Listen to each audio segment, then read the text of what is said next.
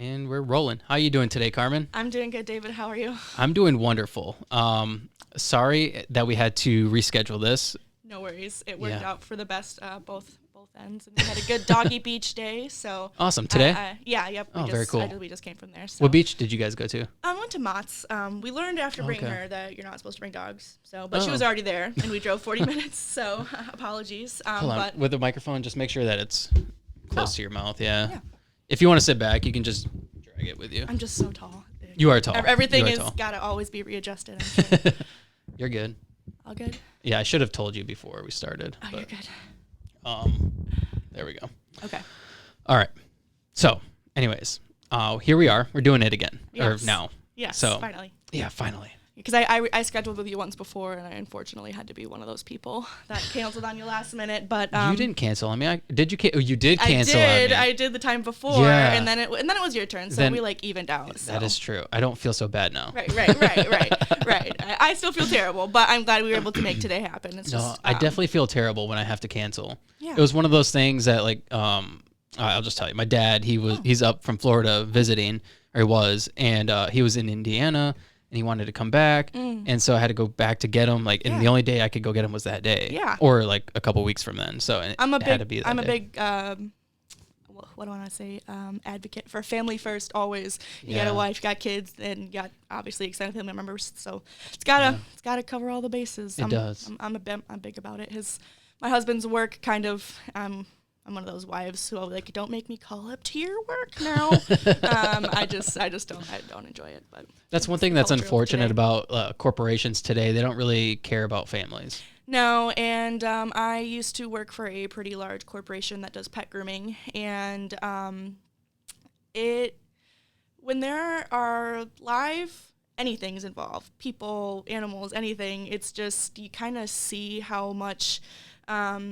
Corporations and like people who are in charge of things, like they don't have any humanity in them. They don't view them as living things. They view them as how much money can this thing or person make me, and how much can I get out of them before they're dead, Yeah. They just work you until you have nothing left in you. Yeah, it's unfortunate. It's real unfortunate. I work for a giant corporation too, and to some aspects of it, there are obviously managers who care about their employees and they care about their families and they want the best for them. But then you also Not see the majority. Right. Mm-hmm. But then you see the other side of it too, with the CEOs, and they're making millions and billions of dollars. And that seems to be all they care about. They don't care about their constituents. And each year it's about how much more money can I make than last year versus, wow, everything was great last year. Let's instead of making more profit, let's increase our benefits or increase everyone's wage. It's how can we put more money into our pockets? And that's something that really bothers me. That's one thing that bothers me too. And being a union employee, that's something I seen with the UAW. We were just on strike a couple years ago. For better wages and better treatment of temps, because temps they use and abuse them. They don't hire them until 3-4 years in, and then they have to start at the bottom of the pay scale, and then it takes 8 years to even get to an equitable amount of money. Yeah, and it's not fair. Especially when those people are working side by side with you and they're doing the same thing. Man, if I had $1 for every time I'd said that in my life, man, that's just not fair. Oh, gosh, the older you get, your mind becomes so much more open to just how much sense the world does not make. Yeah. It doesn't make very much sense, but everyone just kind of goes along with it and suffers along with it, and it's just one big unhappy family. It's an endless cycle for sure, and I don't really know what could be done. Obviously it starts at the bottom, but how do you change things? That's when the Roe versus Wade. I don't know if you do politics on the show. Or I do a little bit. I think you've had petitions on, I have to assume you do some amount of politics. But I attended my first protest this past weekend when they did the Roe v. Wade stuff downtown. I did not go to Mondays, which I was disappointed because that was the big one. How many days have they done it? They did it Saturday, Sunday, Monday that I know of. Monday was during the big 4th of July parade, and a lot of people were pretty upset about it, but I really feel like the point was missed, and it's disheartening to see on social media that amount of people complaining about the inconvenience to them and like their children who were just there to watch the parade versus the importance of what was happening and how important it was for their children to see that and, you know, for the benefit of them. Because I'm sure there were little girls at that parade trying to watch the 4th of July parade. But, you know, on that specific day, little girls weren't free. They aren't free today, 100%. So I just wish people would see the big picture and see that it's more important than just enjoying your little outing. It's, you know, a time for you to have that discussion with your kids and make sure that they know what's going on and that they know just the common sense human rights that you think that should exist that doesn't. So I think it's important to have those conversations. It's definitely important to have those conversations, whether you agree with it or you don't, right? Like it's important for your kids to see like what they're doing and why they're doing it and to understand why they're doing it, regardless if you agree with it or not. Yeah, definitely. And I think that, you know, again, like you said, whether you agree with it or not, that it's important to also allow your children to make their own conclusions and not necessarily just tell them over and over again how you feel about it, how you think about it. Yeah. Maybe make it more of a discussion versus this is right, this is wrong. Well, and that's how it should be with anything, right? Like, I mean, I kind of grew up in a fundamental, like, Christian home. So, like, a lot of the perspectives that I was given in, like, it doesn't matter what it is. It was obviously from a biased perspective. It wasn't, like, from a nuanced idea or angle. It was just like, okay, this is what's right and this is what's wrong. And if you don't believe this, then you're wrong. If you do believe this, then you're right. And I can't remember in what aspect exactly I said it, but I said something the other day that I felt very much connected with, and that for being a species that is so gray, we certainly live in a black and white world, you know, and I think that humans are like as gray area as it gets because they're just so, like, you know, you hear like a lot of times where, oh, you don't have a unique experience, because we all have things that bring us together, but ultimately when it boils down to it, everyone is just so different and they think differently, and how can you have a law that says one thing when there might be this situation? How can you say that a law is black and white when there's 16 million different, you know, situations that could happen where it can't be black and white because something is going to happen that it's not going to, you know, work out the way it's intended, and it's just like, oh, that's a side effect, a byproduct, but unfortunately that's what it is from being the black and white. Yeah, I mean, what do you do? What can you do? Honestly, it's part of what makes me feel so existential all the time, is because what can you do? Because what are you going to do? Start all the way from the bottom? That would take like centuries. Yeah. I mean, and we're a young country as it is. I think we're just kind of started bad. I don't know. Did we even have like a period of time where things were like good? like predominantly like this was the good era for America. I just feel like it's all been pretty downhill since we just became our own thing. And well, I feel like things get better in certain aspects, right? But then in other aspects, it's like, okay, 15 steps backwards. Like socially, we take steps backwards. But as far as like real threat and real danger, you know, from day to day, like you don't have to worry about going in the street and being attacked. Right? Some people do, though. Some people do. And that's the thing, though, because at the same time, where that's the vast majority, no, they don't have to worry about something like that.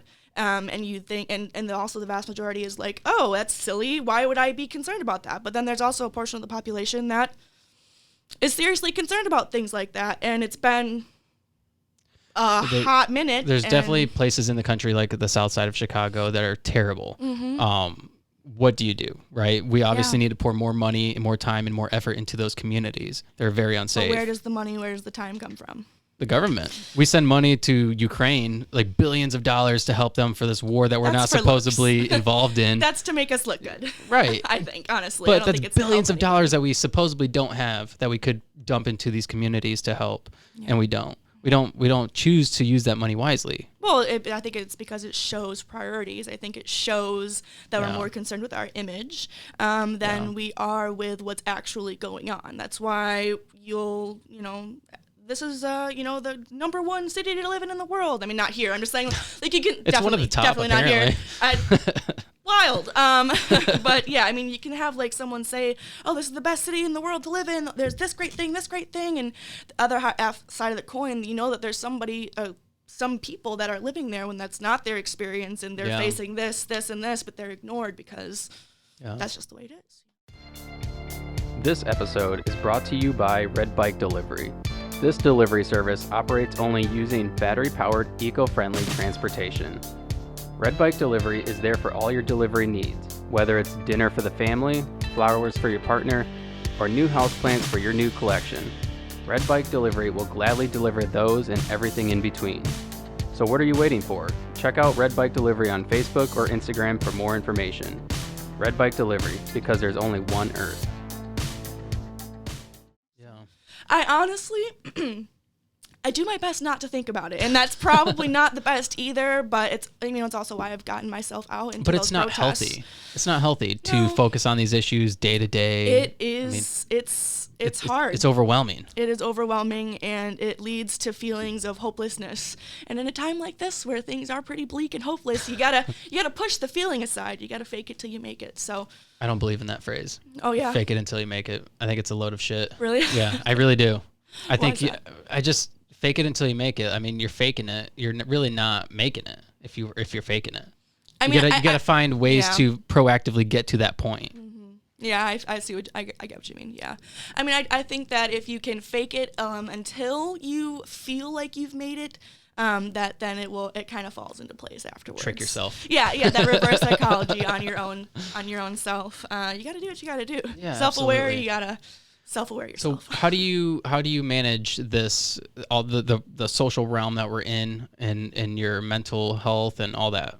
How do you manage that? I don't. Unfortunately, I don't. So I mentioned I don't drive pretty much anywhere for any reason. That's because I don't like to leave the house. I don't watch the news. That's healthy. It is healthy, but I mean, I'm a big fan of, like, I was one of those kids who read all the time. Like, I was a big fan of dissociating as a child, big fan of it nowadays, but now I use like TikTok, Facebook, all that kind of stuff. Okay. But I just can't even be on there because I'll be on TikTok for 2 seconds and I'll be sobbing because I'll see some horribly sad video about like something that's going on in the world right now, and it'll come back and I'll start thinking about it again, and then it starts like the train of thought, and then I'm just like laying in bed 3 to 5 hours later just feeling like there's no point on going on forward, and just like, because like we said before, you take a couple steps forward, you take a whole bunch of steps back. Yeah. So I just kind of managed to make it through and do my best to not alienate the people who care about me along the way, because when you're dealing with feelings like that, sometimes it's kind of hard when you are just angry at the world, Yeah, I understand. One thing that I just recently had to deal with was like I said, my dad was here, and there's it was a pretty good time. Him being here wasn't bad. Parents are always a little iffy, Well, good or bad. The thing is, like, our dynamic wasn't terrible, but it's also kind of awkward because he recently came into my life. Okay. I found him a couple years ago through 23andMe, and cool. We reconnected, and we kind of been building a relationship. He's been here, I think, one other time, and this was the second time he was here. Well, he has like addiction problems as far as drinking and whatnot, which fine, whatever. But it just started to become a thing. Mm-hmm. And so it got to the point where, it's like, all right, you need to go back, or he wanted to go back to Florida, but like, he didn't really want to be here. Eventually I was like, you know what, just go. Well, I'll buy you a ticket. Well, just go. Get you back in your comfort zone. Right. So this morning I ended up having to take him to Michigan City to drop him off at a bus stop. And it's like one of those things, like last night I was like, you know what? Fuck him. Like, he needs to go. Like, I don't even really, it builds, and I don't really want him here. If he wants to go, fine, whatever. Right. But then this morning, it was like this gut punch. It was like a sense of loss. Yeah. It was, and all day I've had this feeling like there's a sense of loss. Like, I know he was here like less than 24 hours ago, and it's like when you're young and you leave your cousin's house after being there all day, you don't really want it to end, even though your cousins are being annoying and they've been pulling your hair and pushing you down, and but it's just that. But one thing connection that you want. Made me realize when I left, because my son was with me, and he loved him. My son loved him, and awesome. My dad was obviously crying. I was crying. I'm not gonna lie. And I got in the vehicle, and my son's like, "Dad, I'm sad too. I miss Grandpa." Oh, that's And it just like, it really made me realize like I need to pour as much effort into like my relationships with the people that are surrounding me. It is so easy to get hung up on like it really the is. things that have happened in the past and like how they make you feel today. And like, I'm sure that there has to be some kind of feeling in your body. Like when you weren't with your dad for your whole life, you said it was recent. So I'm sure there's got to be some sort of like resentment or like this or that because, you know, you didn't have like that normal life. Yeah. I actually also have an estranged father. We're permanently estranged by choice now, but I went through that when I was a kid. I finally asked my mom, you know, I want to know him. I want to talk to him. I want to meet him when I was like 11.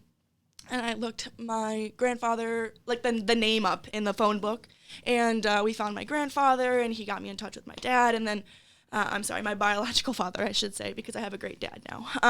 And he put me in touch with my biological father, and I spent that summer with him. I met my 3 half-siblings. Wait, let's back up. You didn't know any of these people? I didn't know a single Why not? one of them. My mom... I think it was a protection thing, as well as he willingly did not want me as part of his life. My mom was young. She was, she turned 18 2 weeks after she had me. He was slightly older. I think he was like 20, 21 maybe. He had cheated on her already, and shortly after I was born, he got his now wife pregnant with my now half-sister. But yeah, so I think it was a combination of, like, he didn't really want to be a part of my life. He just kind of wanted to close that door. And she knew what he was like and didn't want me to be exposed to that or disappointed by that. And she was right, because that summer, while it was definitely an experience I'm happy that I got to spend that time, like, during my childhood, my siblings' childhood. Like, we did have that time together in, like, some amount of way. But, like, that summer, like, I witnessed him beat the crap out of my stepmom, and I witnessed him so drunk, and they left me home alone to babysit my siblings, the 3 I had never met before in my life. I was just their new sister. They just left me in charge, like that was ever going to go well. And because of that whole thing, definitely not going to go well, my sister jumped out of a window and ran away to our grandfather's house. It was a small town, so he was literally like a street over, but you can imagine how stressful that was for me at like 11, 12 years old. Yeah. And it was a strange way to start a relationship with my siblings. And it really colored the way I felt about my dad, my biological father. And I did go back the following summer. I really wanted siblings. Like, I really wanted to know them. Yeah. And even if I didn't want to have anything to do with my biological father, I wanted to, it wasn't even like about him, you know what I mean? It was more... like, why let him take that away from me, that connection that I could be having? Yeah. I think that summer he happened to be in jail, so I don't think I saw him that summer. I don't remember what he was in jail for. I think it was drugs, because he's also heavily addicted to drugs. Yeah, but that was a great summer. Things went a lot better between my siblings, and then I never saw them again. I am connected with my sister on Facebook.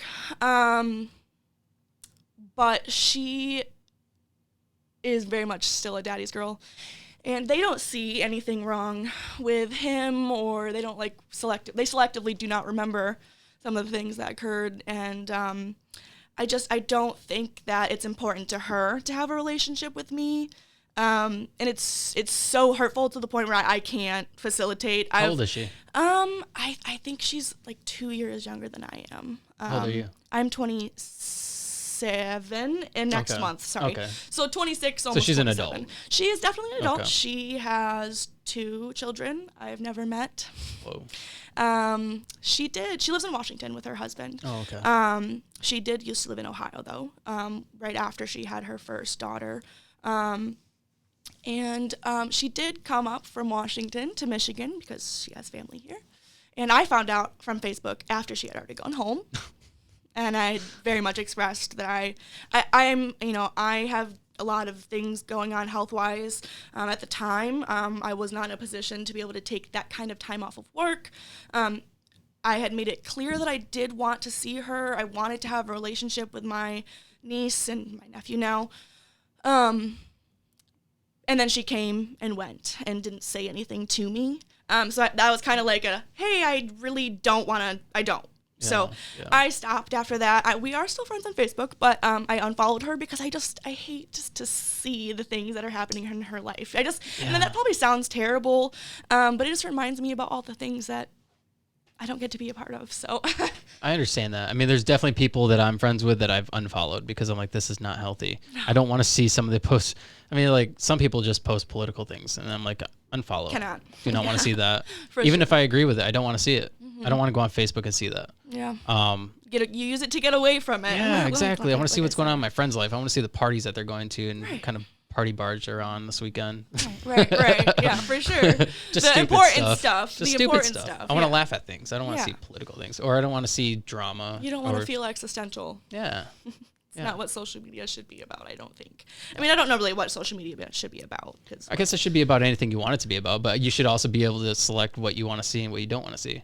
I mean, in a perfect world, right? Yeah. Yeah. In a perfect world, I can make a list of all the things I wish would happen in a perfect world. Yeah, true. Yeah, social media influence is probably one of the things that I wouldn't even, again, like government, I wouldn't even know how to begin changing that.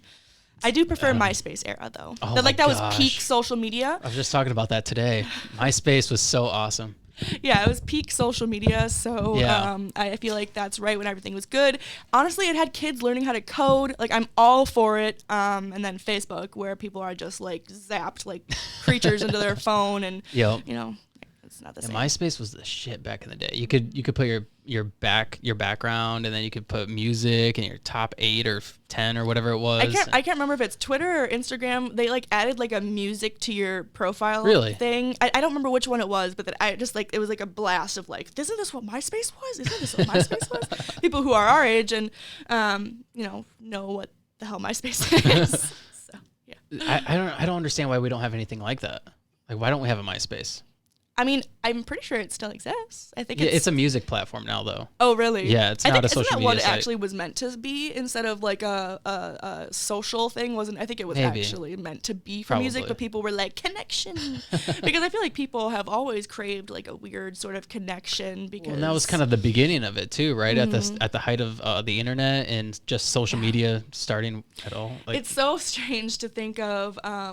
our generation being like that in between, where the generation before, they did not have any of that experience. Yeah. And then the generation like now that's happening now, that's the only experience they know. I know. Versus we have both. Like, I remember a time when we didn't have a computer in our house and we had a teeny tiny television.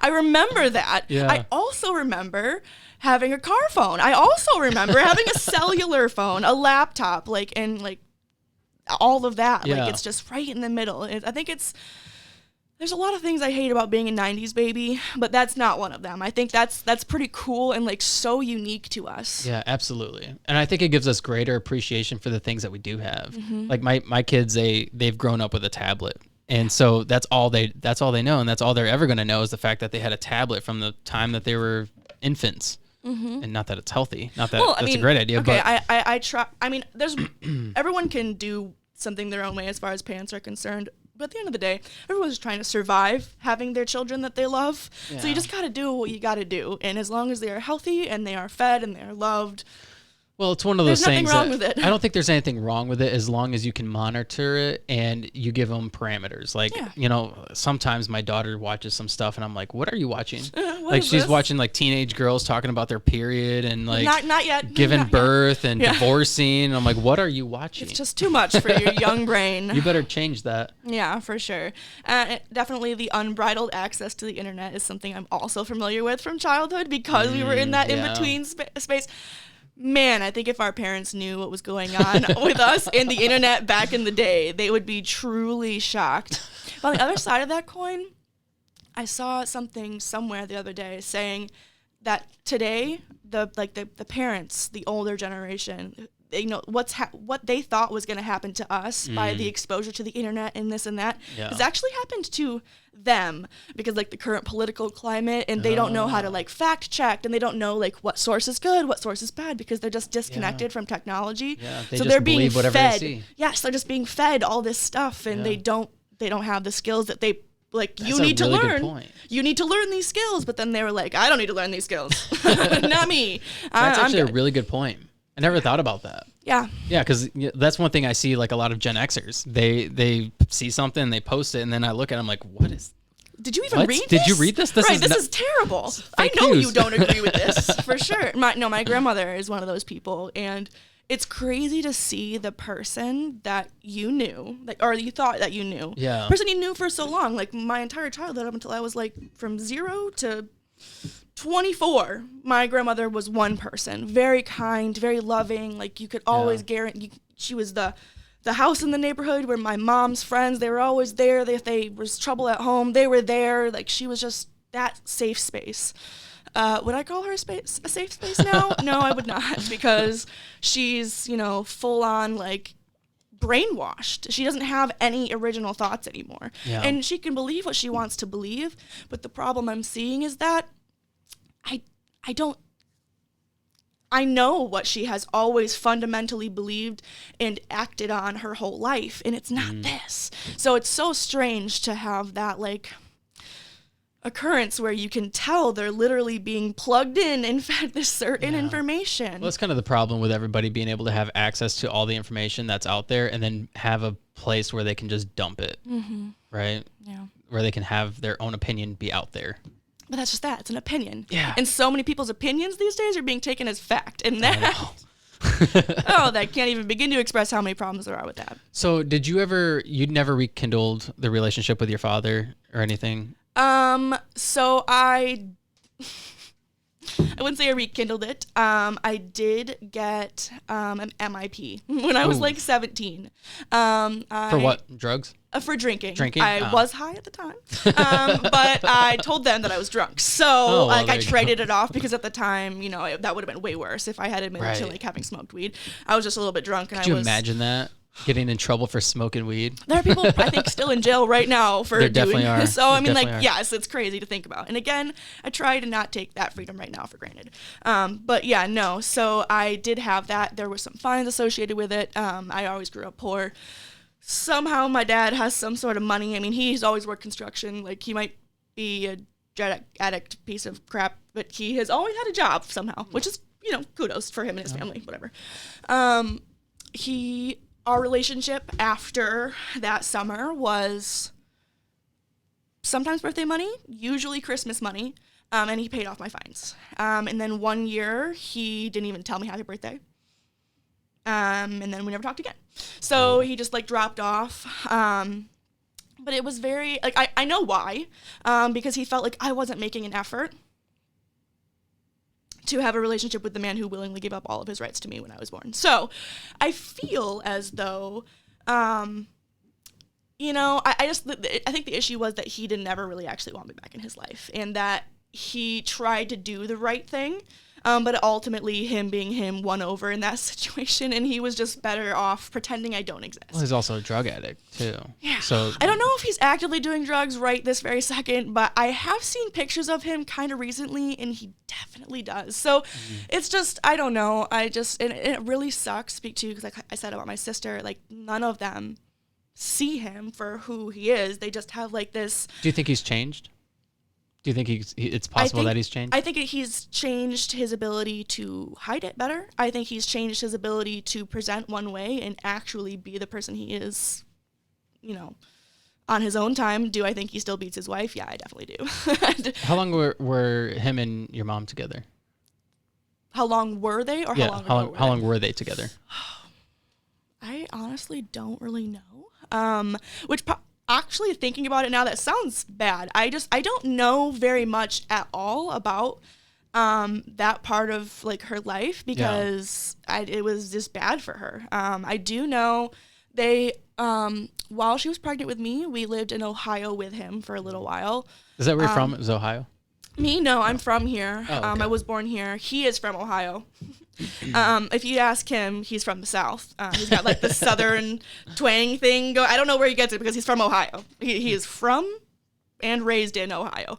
So I don't know where he thinks he gets that, but he's like the full like redneck, hickabilly, all of that. Like he's 100% just all that. It's honestly, it's bizarre, because I look at myself in the mirror and I'm like, you're you're half that. You're half of this man here. And like, visually, I suppose we look similar in some ways. I do look a little, me and my sister do share like some features. It was most apparent when we were children. We have changed a lot now. But man, it's just, I don't think he's capable of the kind of change I would expect from him. So I know I would only ever be disappointed. So when he stopped reaching out, I accepted that and went about my life not really caring about it very much. The only thing that I really think about these days is the connection I wish I had with my sister, because we were close for like 2 seconds. After the window incident, the summer following that, we were, man, just like white on rice. We were so like steadfast, like friends, and we were very close for that summer. One thing the reason why I mentioned that he's a drug addict was because my dad, you know, like I had mentioned, hadn't been a part of my life. Yeah. And I was always under the assumption that he just kind of ran out on us. And that he never really wanted anything to do with us, when in actuality, he actually did want something to do. He had been looking for us for 20 some years and didn't know where we were, because we just abandoned Florida and came here. And I mean, yeah, moving a state, that's got to be so hard. Right. And so when I finally found him, you know, he wanted this relationship. Like he's always kind of pursued it, but then, you know, one thing like with him, like I mentioned, he's an alcoholic. And so when he's here, it's like, it was strange, because you could tell like he cares about us. Like he wants a relationship, but in the same token, like his addiction is so great that it overpowers the importance of anything else. Yeah. Like, I mean, you could see like him just drowning himself away. And I don't know if it was because maybe he was uncomfortable because he was here or whatever it was. But you know, it's one of those things that we're like, it's almost like addiction's so strong. Like it controls a person in a sense. I do agree with that, and I do see addiction as more of an illness than anything else, because that's what it is. However, I myself am a person of great, I don't want to say willpower, because that's not the case at all, but I am a person who cares enough. Rather, I care so much about something or someone that I can like draw on the incredible force of willpower. Like I cannot imagine. I have struggled with addiction myself.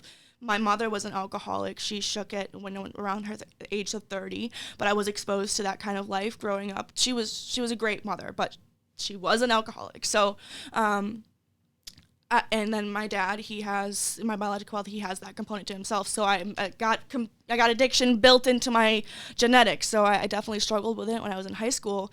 And even at the height of my problems with addiction, I could not imagine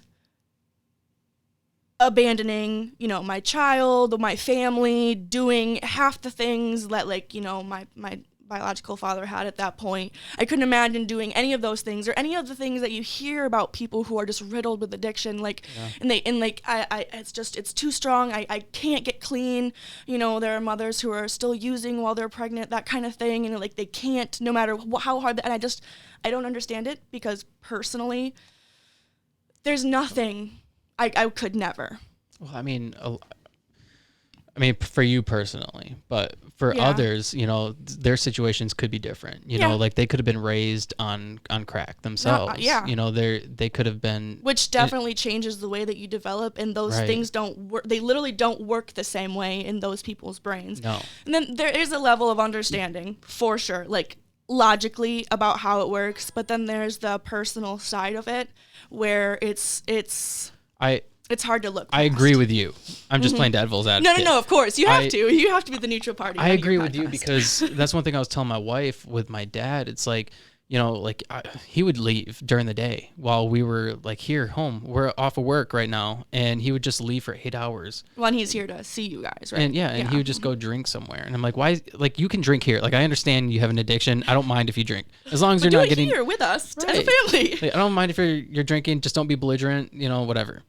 And he still is one of those things. I think it was like one of those things where it was what do you call it when someone like purposely tries self-sabotage? Like I feel like he was self-sabotaging himself because he didn't want to like ruin our relationship in a sense. So he would just go do his habit somewhere else. He probably felt that it was better to be absent while that was occurring than to have it like in front of your face, which I can understand that train of thought. But at the same time, communication is so important, you know what I mean? Like, and if that's the fear that you have to have, then sit down and have a conversation about it. Like, this is what I'm afraid of happening.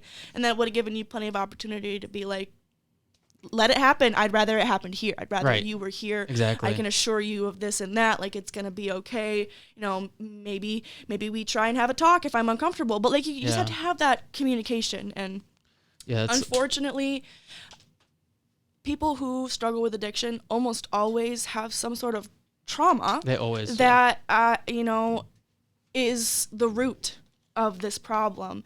And whether or not they have this super important thing in their life, their children, their family, I know what trauma feels like. I know what that pain feels like, and I know how good it can feel to numb that pain. And sometimes that just you're still a human, and you still have that fight, flight, freeze, you know, that self-preservation instinct, and that self-preservation of your psyche is there too, and that's what they do to self-preserve. So I get it. It's just, well, I mean, the greatest I don't give them any excuses. The greatest example of that recently is Brandon Navin. Do you know who that is? I do not. So he was a public figure here in the community. Actually, I think I heard about him. Yes. Yeah, how could you not? It was all over social media. Yeah. But he ran the Artist Umbrella here in town, and he was one of the greatest examples because he was actually on this podcast last October, I believe, or November. Okay. And him and I talked. We talked about his addiction. He had talked about how he never wanted to use again. And then he, you know, was this great big figure in the community. So many people loved him. And he had all this love and all the support. And his family loved him. He had a beautiful wife and kids. And he had all these good things in life, but then relapsed and died. And then, I mean, you've seen the outpour from the community. It's like, wow. Devastated. Yeah. Devastating.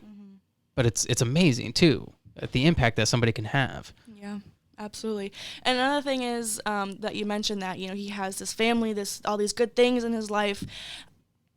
When you are a sad person, you're constantly searching for the not sad. Just to put it in plain words. So when you're sad, you're constantly searching for the not sad. And you do that for so long that you become consumed in the feeling of being sad. You don't know what the not sad feels like. And then you can't get out of it. You have these good things, but you're still searching for that ultimate happy. The next best thing. And it's just not, not this. Like, this is great, but it's not, it's just not this exact right thing that I need. And when you are drowning in the way that you're feeling, that's the only thing that you need to keep going, and you don't have it, so what's the point? You know, and it even though you have all the good things and people looking in, it's like, I don't understand how this person can be unhappy with their life. They have all these good things. It's just, you don't see it. Yeah. You don't see it when you're constantly sad and just wanting to be happy, because unfortunately you just kind of get locked into it. You just kind of get locked into what that feeling is like, and then it becomes you. It becomes your personality, and then there is no good, and you are the depression, and you are the sad, but it again, what do you do? Yeah. Once it gets to that point, like, what do you do? It's not easy to get help. I've never been at that point in my life. I've gone through a lot of stuff. Actually, my brother was on the podcast, and we were discussing our past, and our past is so traumatic. And we were talking about how, like, a lot of people just fold. Like, if they, at the sight of just something so, like, small, they'll just, especially, like, young people today with, like, social media and how everything's just accentuated, it's so easy to just give up and not want to do this anymore. Yeah. And with our situation, it was one of those things where it's like, okay, we know that we want to see tomorrow. We know we want a better life for the future. We just got to make it through today and then make it through tomorrow. And it's every day, it's that constant thing. And, so it's like we've I don't remember where I was going with this. No, I get what you mean though. Like it's a never-ending cycle. It's a never-ending cycle, in the good and the bad, and some people just get stuck in the bad part of the cycle. And I for someone who has no idea who he was, and you're right, the outpouring of just like how many people were touched by one life for people who do feel like that, because I will definitely admit I'm in that position every day. Every day we're all very just lucky to have me here, honestly. And I try to remind myself that we're all lucky to have me here every day, and that's what gets me through. Oh, I deal with feelings of not wanting to continue all day, every day.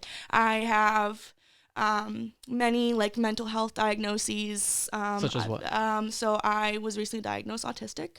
Previously, I was diagnosed borderline personality disorder. I've had ADHD my entire life.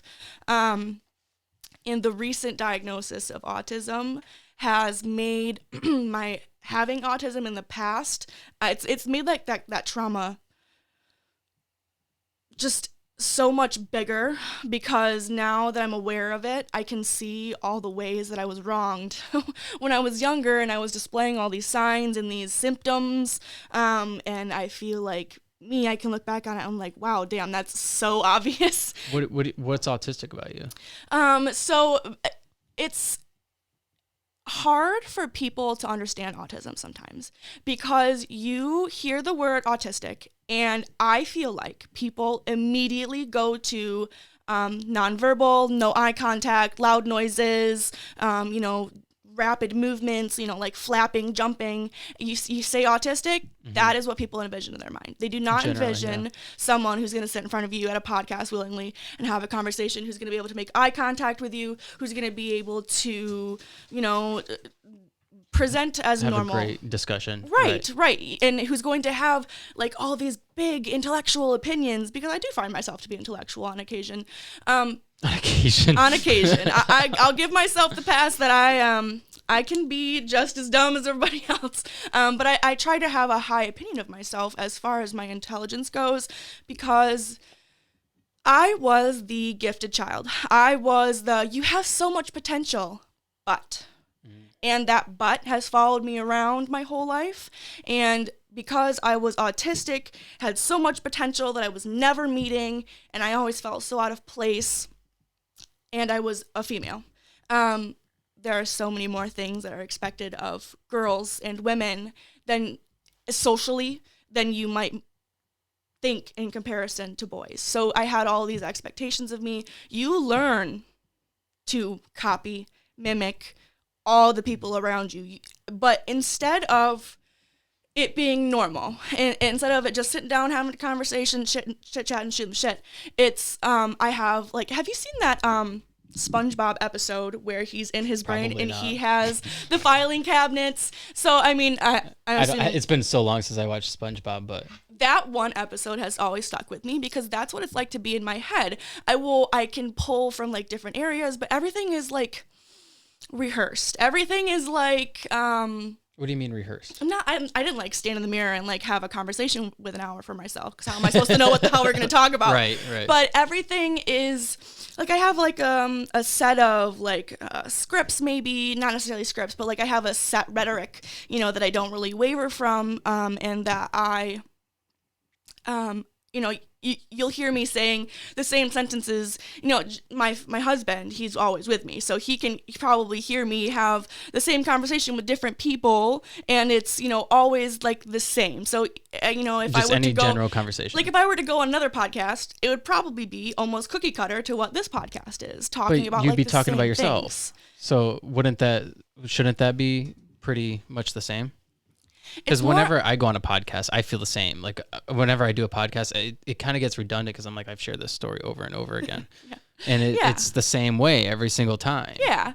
And I feel like to a certain extent that's just like normalcy. Yeah. But there's also, it's not a normal process and obviously when you say a process, I'm talking about like the process that happens in your brain when you choose to do any given thing. Okay. It's not a normal process to be like, I have seen people react this way when you're having a small talk conversation. So I need to make sure that my face looks this way, that my voice inflection is this way, that my body mannerisms are this way. Because when you are having a conversation with somebody and you're not looking at them, and like you're picking your fingers, or you're like doing this, or you're like looking at the sky, they're assuming you're not paying attention to them, that you're not, absorbing that, whereas, maybe making that eye contact or keeping that focus on you is a task. And so whilst doing that task, I'm not able to actually focus. I'm focusing on the task of appearing focused. Gotcha. And so it's things like that. It's I can be perceived as a normal person. That's just using horrible layman's terms, but I can be perceived as someone who does not have any sort of autism because I've been so practiced at mimicking the way that others talk to others, the way that everyone else's face moves, the way that people do things with their hands when they're talking. But if you ask my husband if I am socially normal, able to care for myself or any of those things, he would definitely tell you that I'm not able to do that. But he would probably say it in a nicer way because he tries to be supportive. But in all reality, this is super unusual for me. I obviously have canceled on you previously because it's super unusual for me, and I spent the time between there and here becoming more acquainted with you personally on Facebook. Not like we've chatted or anything, but like I follow what you are doing, and I've watched a couple of your sessions and things like that, and I became more familiar with it, and I became more practiced with the way I do it, the way that you do it, and the way that I should do it. And so that whole series of events it's just one part of like my autism, but that's part of the non-normal, but it seems normal when I'm talking to you, but and it doesn't make me comfortable to make eye contact, for example, but it's considered respectful, and it's considered a sign of paying attention, and it's considered a sign of, this is how we are interacting as humans. Do I, while I am talking and making eye contact, concern myself with, have I been making eye contact too long? Do I need to look away now? Have I blinked recently? That is not normal. None of that is normal. I think I do that too, though. Whenever I'm looking at somebody, I'm like, I feel like my eyes have been open for a long time. Do I look googly-eyed? Should I blink? I should probably blink. Yeah, like and then I'll blink, and then it feels not awkward. 100% normal. Like, I mean, it is like when there's there's a certain amount of like nerves. Like, it's normal for nerves, but like when that is the way you operate on a day to day, and like that's like you don't exist without that process, And But do you think you do those things normally without thinking about them? Well, yeah, because I'm masking all the time without thinking about it. I don't for instance, when if I think to myself, I should blink. The only time I think that is when I think about it. Otherwise I just do it. Right. And all of a sudden you'd be like, wow, how many times should I be blinking in a minute? Like, you still become so aware of like your eyes and your head. Yeah. But it's just like a sudden thing where you just become too aware of your autonomous functions. But I feel for me as an autistic person, and I think it's a autistic trait potentially. I don't want to speak for everybody because, again, like when I kind of started, like you say autism, you imagine one thing because you're not as exposed to what it can look like in its entirety, and that's because it's a general term.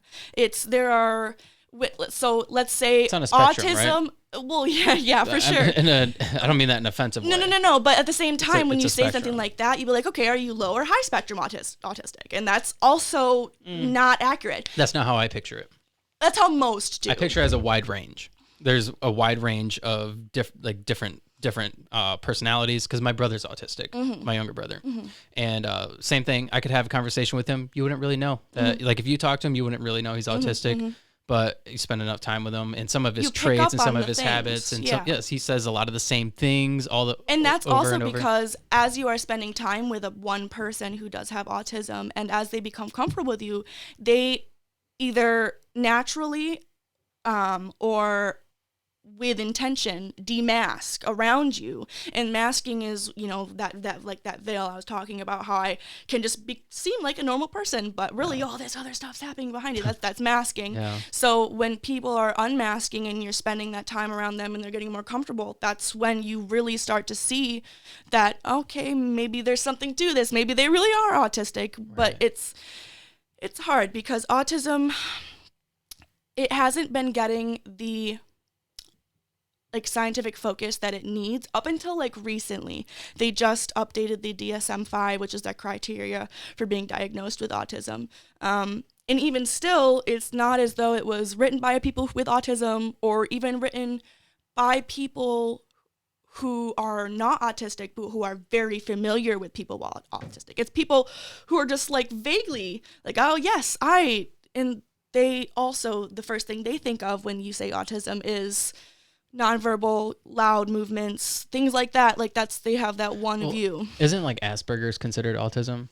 I believe it is.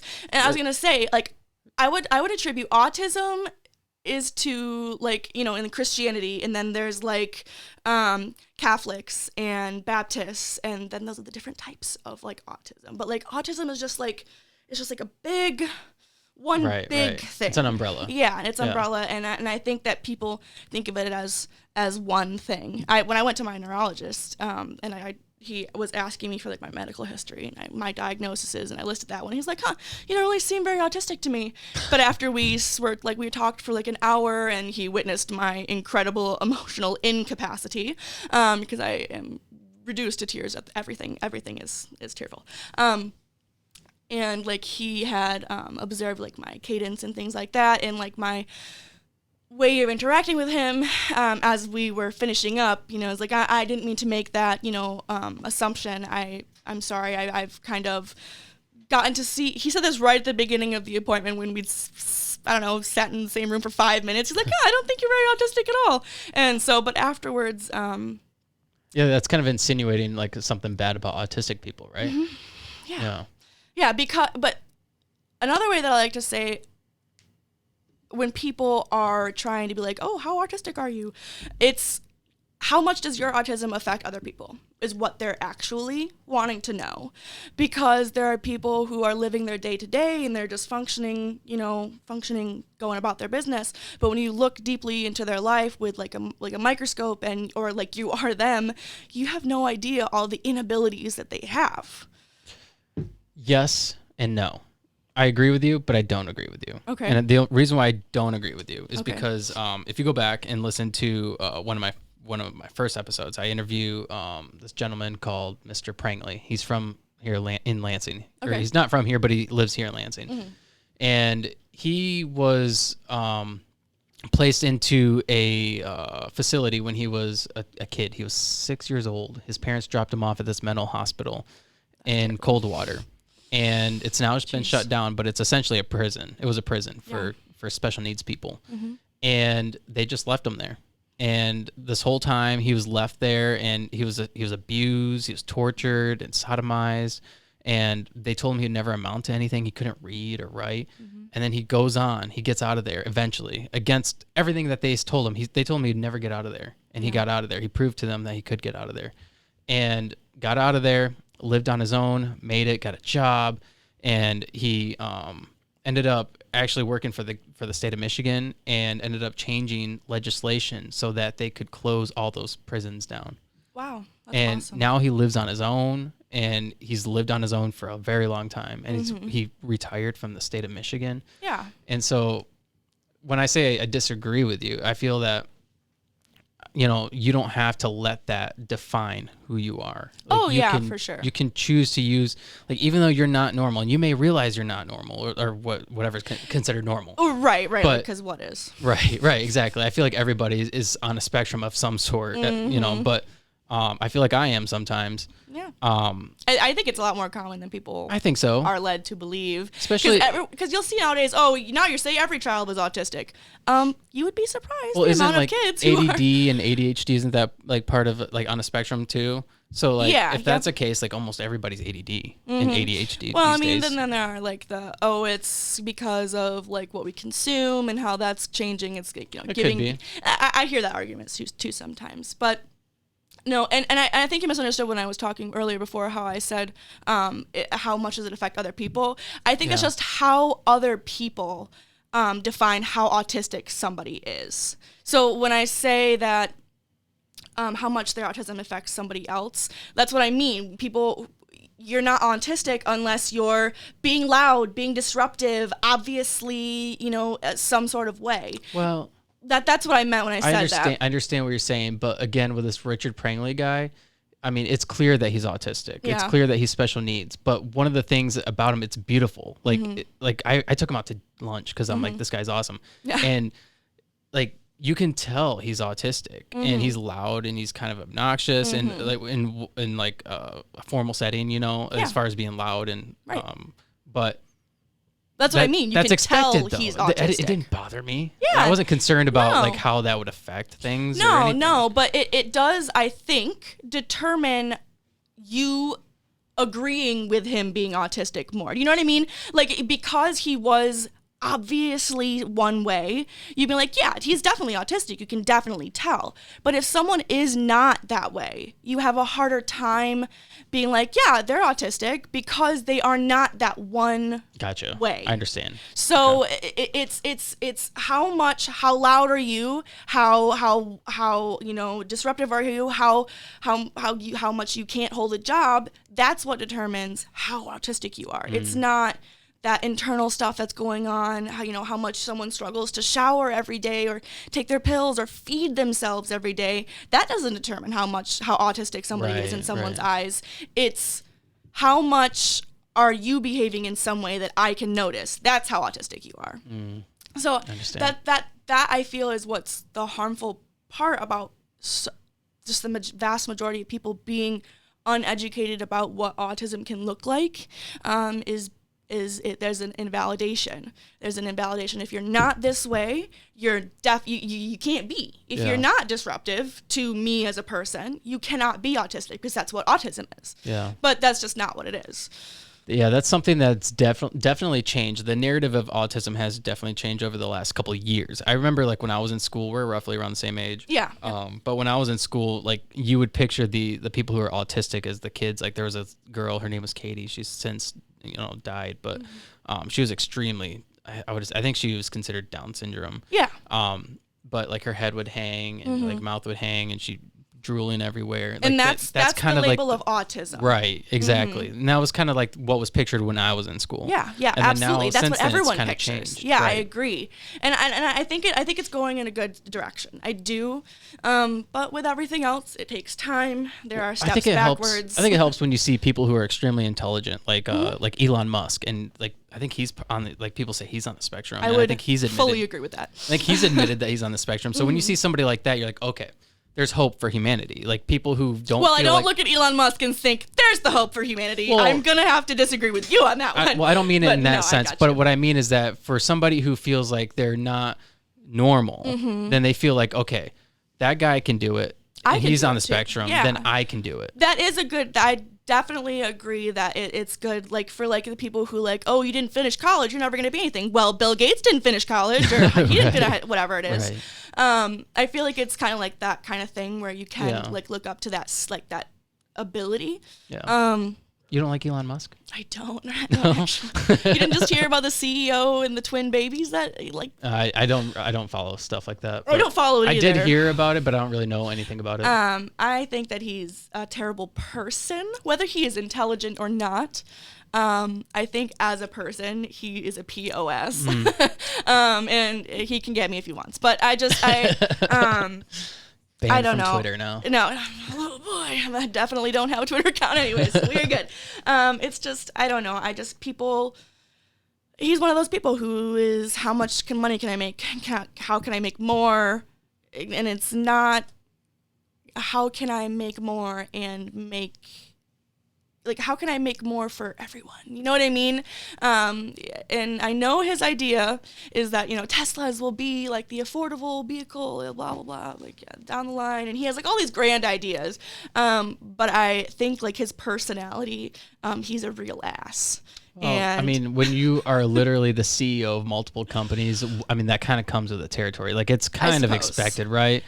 Like, for instance, we're going back to, like, we're talking about all these CEOs of all these corporations, like even GM or, like, Ford or Chrysler or Amazon, Apple, like my husband used to work for Amazon, so that's a tough one. Okay, there you go. Well, fuck Amazon. Yeah, he does not. Jeff Bezos does not have trophy anywhere near. So when you picture like those people, you're like, okay, they're all assholes too, and so they're all kind of in the same realm. same category of people. Yeah. I don't know. Well, I mean, like how we started this conversation when we're like, if everyone's about like, you know, making the bottom line, and then it's about like capitalism and like how everyone can have like the most for themselves. And I just feel like that's just kind of what it is. Like you've got those people who are doing well and they're going to do well for themselves. Well, and I think that kind of brings it back to like we're talking about like what could be done, what could change in today's society. Like how does things change? If the rich people changed the way they lived their lives, I think things could be different. I think things change by having discussions like this. Like people hearing a podcast where somebody like you come on, or in somebody like my brother, or other people who've come on this podcast, when they hear stories like that and they're like, okay, there's hope. Yeah. Like that person is just like me. Like that's not a CEO of a company on a podcast. That's a normal person in our community making a difference, or like trying to just survive. Yeah. And that's a true testament to a lot of other people just like you. Yeah. Yep. I think it is something that definitely brings everybody together. It's just, you know, there's the people who could do something about those kinds of things. They're not the kind of people who are going to sit down and have a discussion, though. No, they're not the kind of people who are going to sit to listen to both sides of the story, going to weigh both ends, going to see, like, you know, okay, does this resonate with me? Is this what the majority are saying? Could this really be true? Is this an opinion, or is this they're not going to sit down and have those hard conversations because it's too difficult, and they're just going to believe what they believe, and that's it. You just got to take a step back. Yeah. This is my story. Yeah, well, yeah, I mean, it's hard because even when you like, well, we could do this thing different. Well, there's a problem with that too, because like, it's just, I don't think that there is a perfect way to be humans. It's just, we gotta find the right way I think we just need to allow for everyone to do what, obviously, this is a very broad statement. Just like people just need to be able to do what they need. Like, do you have to go to work to pay these bills on this plot of land, or could you just, you know, homesteading is huge right now, and I am for it. Like, our generation is like, they are into it, and I'm like, yeah, should we just all trade with each other and like, you know, go move it on back a little bit, and let's not work a 9 to 5 in order to work that 9 to 5 tomorrow? I'd be interested in trying it. It's my dream. I'm one of those homesteaders. I'm slowly working on my husband. He kind of just goes along and does what I like. No. He kind of does what I like. But I also want it to be his dream someday too. But I mean, I think that the way that the world is going, it's just something I want to be a part of. Yeah. And we can do that in a really bad way, or I can change the way that my life is lived, regardless of what's happening elsewhere. I'm not a politician. I'm not going to be able to be like an activist. I don't have the mental capacity for it.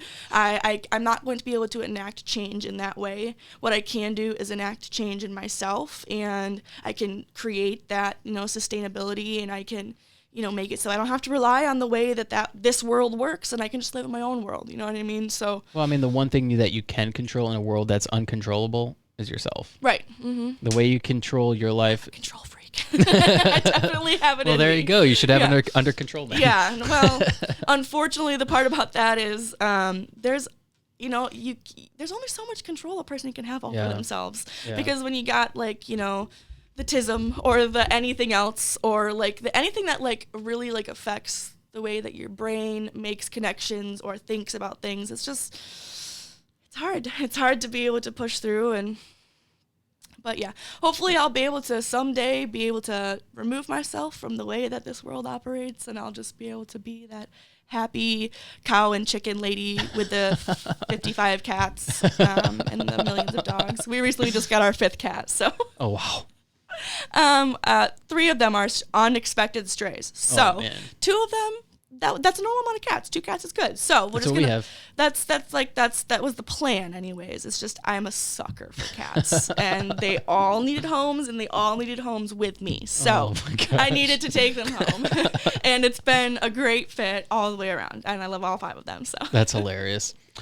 Is there anything else you want to say or mention before we wrap this up? We've been going for over an hour. Oh, well, I'm sorry to have taken up so much of your time. Oh, you're good. I always go for an hour. Oh, okay, good. At least. Good. No, and I appreciate you being willing to reschedule, and I appreciate the open conversations, and even if we don't share the same exact opinions. We don't have to. Exactly. And it's good to, have two people who most might of the disagree things on I something agree and with just- you on. and just well, yeah, sure. I That's best. I was That just is playing best. devil's advocate on a lot of things. No, you're totally good. I do prefer when people agree with me because I happen to think that I'm the most right.